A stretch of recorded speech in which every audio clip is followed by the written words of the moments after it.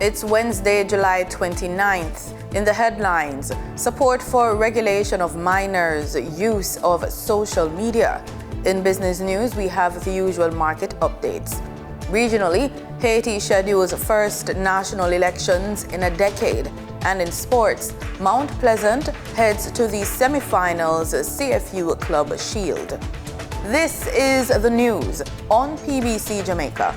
I'm Simone Absalom Gale.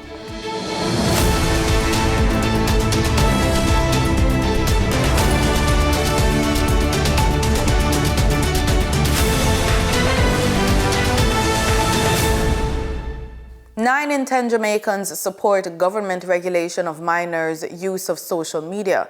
The data was shared by Health and Wellness Minister Dr. Christopher Tufton as he shared findings of the National Survey on Social Media Use and the Protection of Children.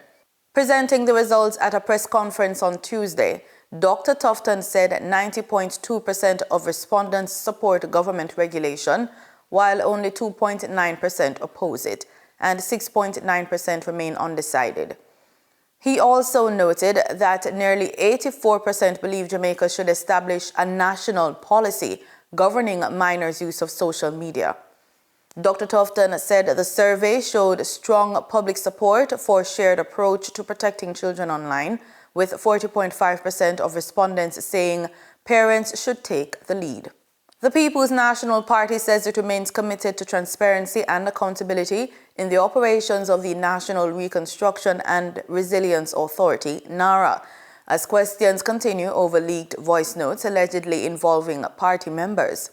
At a press conference, PNP officials maintained that the party's position on NARA remains unchanged, while indicating that internal matters arising from the recordings would not be discussed publicly.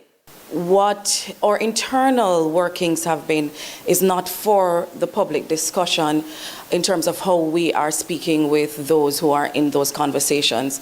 The party also criticized the publication of selected recordings, arguing that the clips did not reflect the full context of discussions within the private chat. What I think is instructive is that a certain media house decided to publish select voice notes from a chat they had access to, a private chat, and refused to share the other positions that were more in keeping with our stated public position.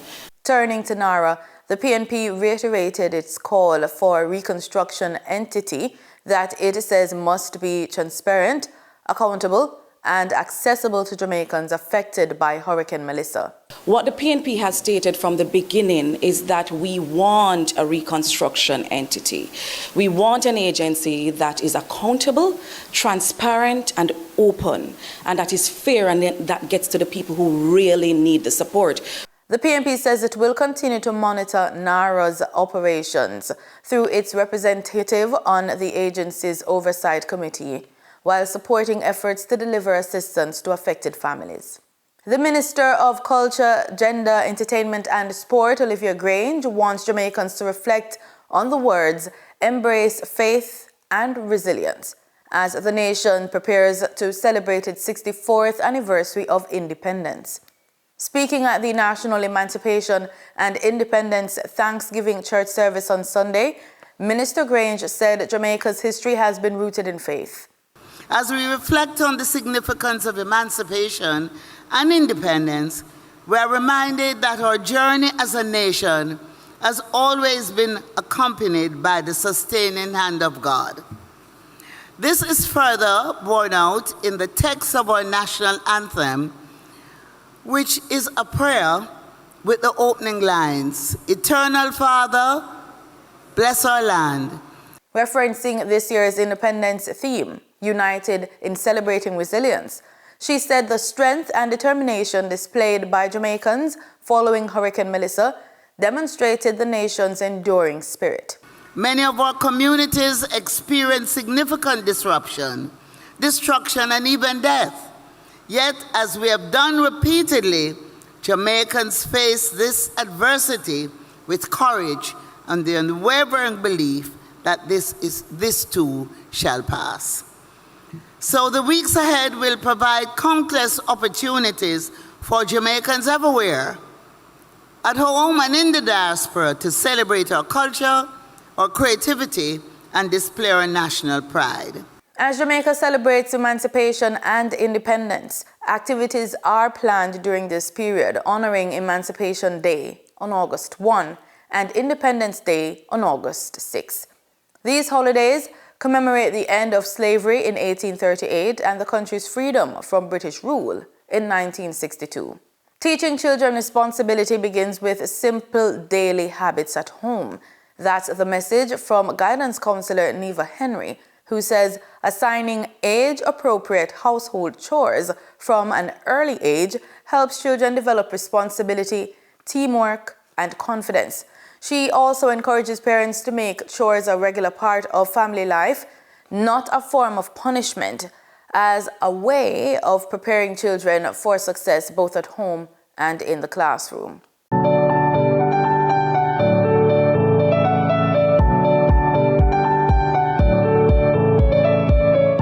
Subjects. Raising responsible children doesn't start with big life lessons. It begins with the little things, like putting dirty school clothes in the hamper instead of on the floor, hanging up a backpack after school, or packing away toys when playtime is over.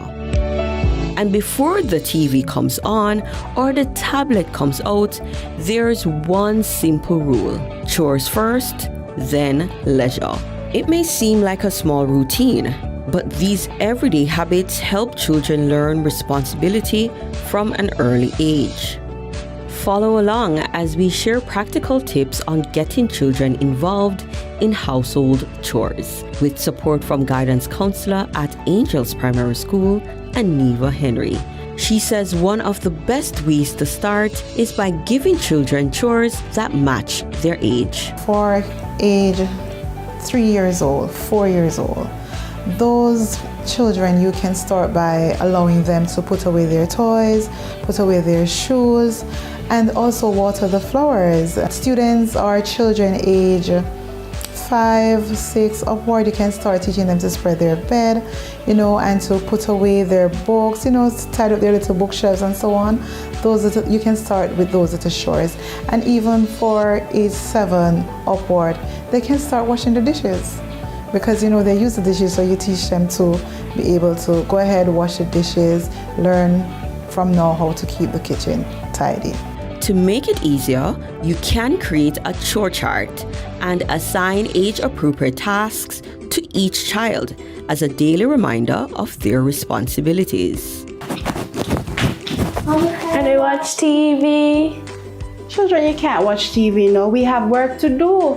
I just made a list for us, and so you're going to do the chores that are on the list, okay? So when a child starts doing chores, realizing that they're a part of a family, they start to feel secure, and so it helps them to feel comfortable, and emotionally they will be strong. It also goes into the school. You realize the attitude towards schoolwork is better. You will also realize that they will learn to work as a part of a team, because a family is a team. So when they go into the classroom and they're even given group tasks, they know how to go around and how to communicate, because it builds communication skills. And also, as I mentioned before, teamwork. The key is consistency. Chores should be a regular part of family life, not a punishment. It is not good for a parent to say, okay, since you did this, go and wash the dishes. That is sending a wrong signal, right? Another thing that a parent does is they start the children or their child with a chores that is too large, it's too big, it's too difficult. And so their first attempt, oh, I can't do this. What is going to happen there? The child is going to have a fear of doing the work, the chores, knowing that, oh, I can't do this. It will cause them to resist, to put up a resistance, because this chores, can you imagine giving a 3-year-old some pots, some big pots to wash? Assign the task, give guidance if needed, and allow children to finish it themselves. If they know someone else will always step in, they're less likely to develop a sense of responsibility. You don't want to tell your child or have your child believe that they are being paid or being compensated because they have chores to do. It is good for you to do, just for a little encouragement, but it is not the root factor. The important part is for the child to know that I am a part of the family, and it is important for me to help my family to ensure that the running of the house is smooth. It is important for me to pick up my socks. It's important for me after eating to wash the dishes. It is important for me after playing with my toys to pick them up. Yes, you get the incentive. That's just an icing on the cake, but the important thing is for them to learn the value. Whether it's washing dishes, sweeping, or baking together, chores teach valuable life skills while bringing families closer. And remember, it's never too late to start. Even teenagers can learn responsibility by cleaning up after themselves and helping around the house. In the end, chores do more than keep the house tidy. They help raise confident, disciplined, and responsible young people. Time now for the business report with Denise Williams.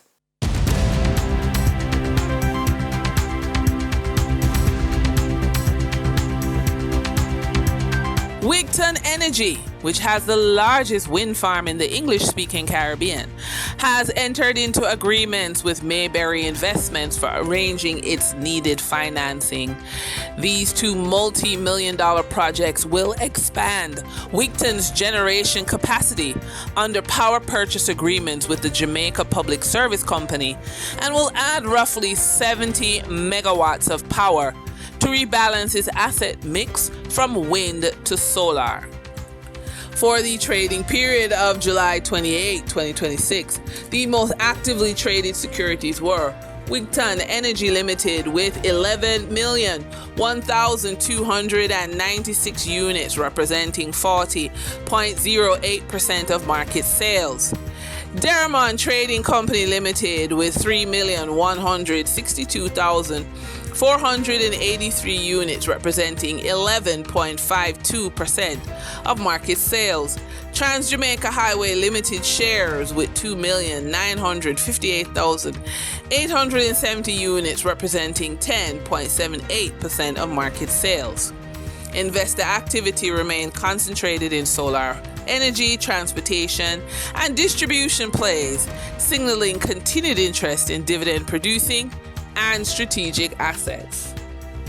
Turning to the foreign exchange market based on Bank of Jamaica data for July 28, 2026, Forex traders recorded significant activity with strong demand across major currencies. For the US dollar, trading margins reflected steady liquidity, with the US selling at $158.54 and buying at $157.27. For the Canadian dollar, moderate gains supported by 46 cents transaction spreads. The Canadian dollar sold for $113.08 and was bought for $112.62. For the British pound, continued volatility offered short-term trading opportunities of $3.14 in profits for the banks. The British pound sold for $210.25 and was bought for $207.11. These movements underscore the importance of cash flow, timing, and currency awareness for businesses managing import costs, debt servicing, or overseas exposure. For our credit report tip of the day, over the years, I've met many professionals over 45 who find themselves facing an unexpected career change.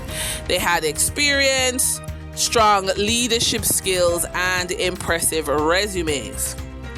What some lacked was a strong credit profile. When careers shift, many people need financing to start a business, relocate, bridge a temporary income gap, or invest in a new opportunity. Your credit report can influence how easily you access that capital. The best time to improve your credit isn't when you need a loan. It's while your income is stable and you have time to strengthen your financial position. Your resume may open the door. Your credit profile can help you move through it. Is your credit report preparing you for the next opportunity? Think about that question. For our funding and focus feature, the businesses that grow the fastest don't always have the most funding. They often have the clearest plan. Capital is attracted to businesses that know where they are going and how additional funding will create measurable growth. If your only goal is to solve today's cash flow challenges, you'll always be chasing money. But if your goal is to build a larger, more valuable business over the next 5 years, funding becomes part of long-term strategy, not a short-term rescue. Don't build your funding strategy around your current circumstances. Build it around your future vision. And that's today's business report. I'm Denise Williams. Until next time, stay informed, stay intentional, and keep building forward. See you soon.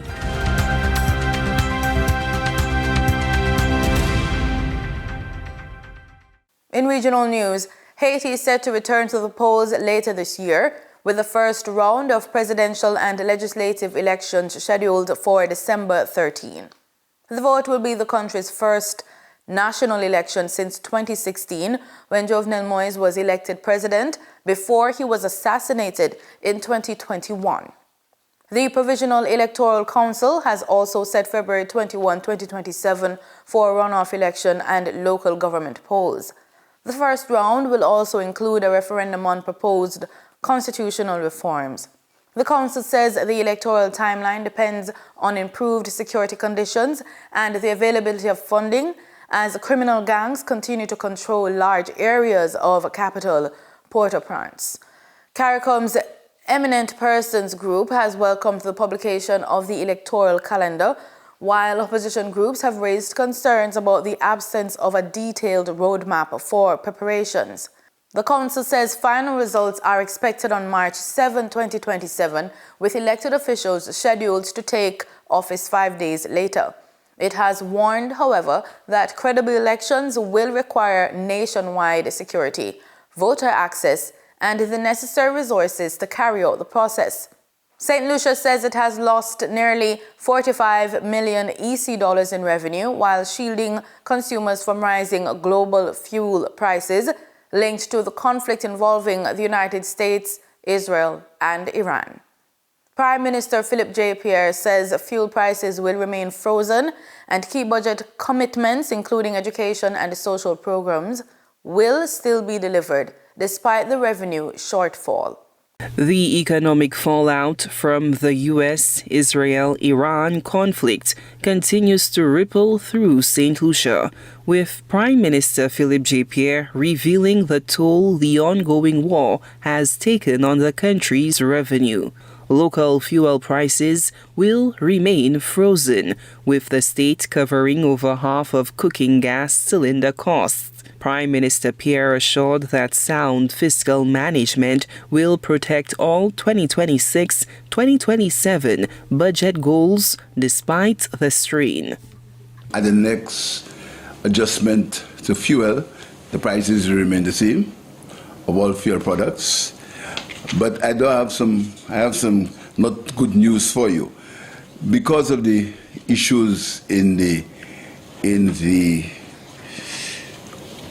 world oil market, the war between Iran and the U.S., the government of St. Lucia has lost $44.9 million in revenue between the period 1st of April till now.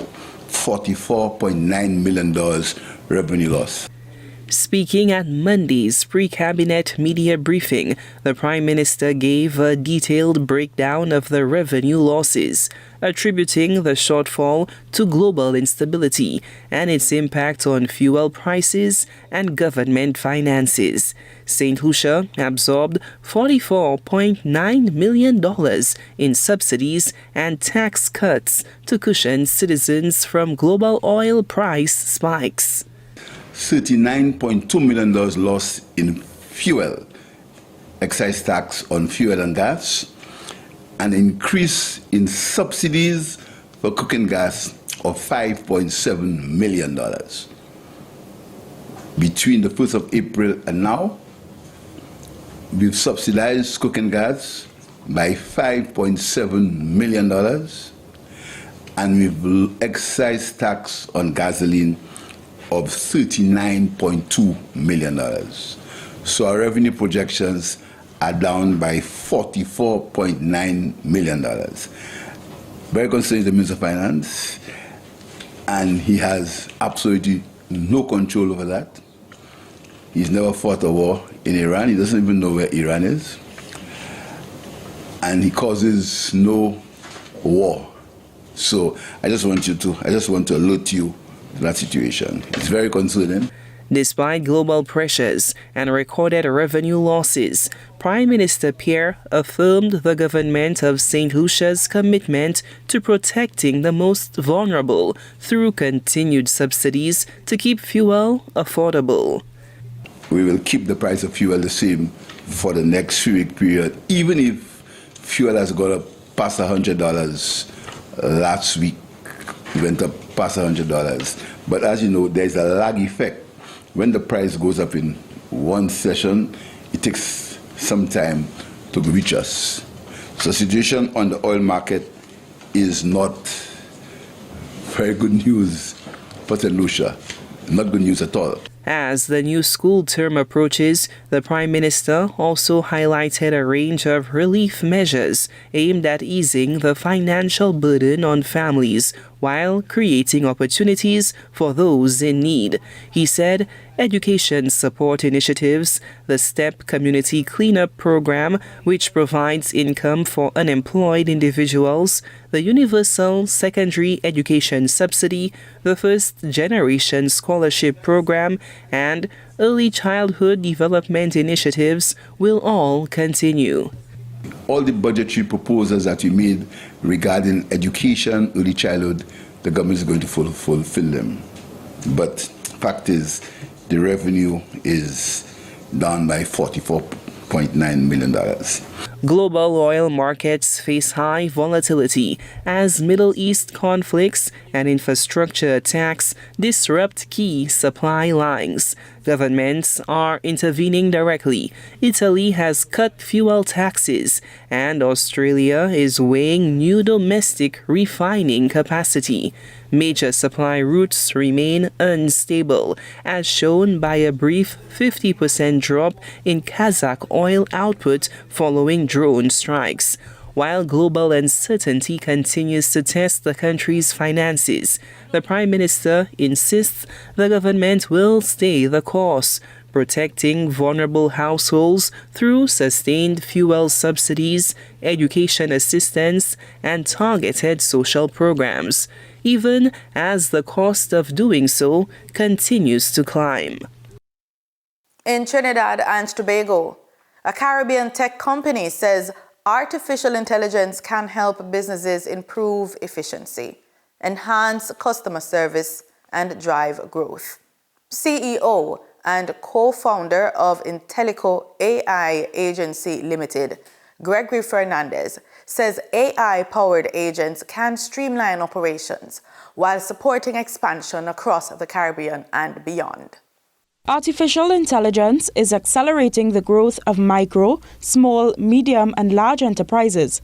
With its agentic framework, CEO and co-founder of newly launched Intellico AI Agency Limited, Gregory Fernandez, says the company aims to assist organizations close existing gaps and improve customer service through the implementation of AI agents. These AI agents, they can assist organizations from top to bottom. All knowledge workers can have AI agents work with them to help them do their work more efficiently. He shared how the technology will impact customer service. Most organizations, they shut off at 4, and you can't really get any service beyond that. And then during the day, sometimes the lines are tied up, you can't get through, and all of that. AI could help close some of those gaps to increase customer service without having you to remove any employees from within the organization. According to the tech entrepreneur and software developer, this will reduce costs for companies entering the new territories while generating foreign exchange. We need to have a Caribbean AI type of training so that the Caribbean experience and the Caribbean history and everything is reflected. Because you can go and ask some of those AI things about the Caribbean and they don't have a clue, right? So we have to start there, and then our own experience and laws and policies as a whole need to be embodied in all of that. Intellico is expanding its offerings throughout the Caribbean, Latin America, and Africa. The company's software suite will be launched locally on August 26th. Kevion John, TTT News. And the tech entrepreneur says technological infrastructures like data centers are important to AI companies and by extension the user. Intellico AI CEO Gregory Fernandez explained that one of its offerings, AI agents, as well as other emerging technologies, will benefit from the infrastructure. The agents will be pervasive. They will all need to be powered. And similarly, when the robots and other things come, they will all need to be powered. So the data center is not just to power what exists today. It is also to power what is to come. In sports, we look to football. Mount Pleasant Football Academy qualified for Friday's semi-finals of the CFU Club Shield after beating Weymouth Wales of Barbados 1-0 in their quarter-final game played in Trinidad on Tuesday. Johnson Judy's 66th-minute goal was the difference between the teams as the Jamaicans took a big step towards making it to Sunday's final and qualifying for the CONCACAF Caribbean Cup. Mount Pleasant will now face the winner of the other quarter-final game between Slingers of Guyana and SV Robin Hood of Suriname. And that's the news on PBCJ. You can follow us on our social media platforms at PBCJamaica. Thanks for watching.